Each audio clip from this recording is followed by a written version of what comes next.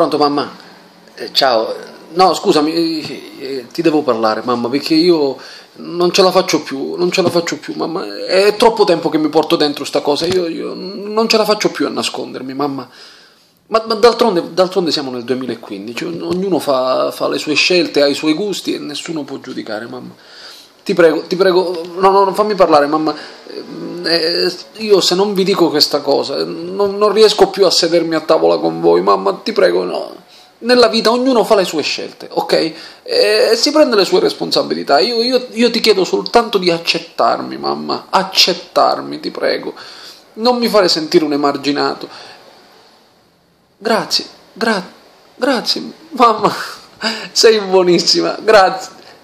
No, mamma, no, non sono gay, mamma, non sono gay, no, ti volevo dire che sono vegano io, mamma, sono vegano.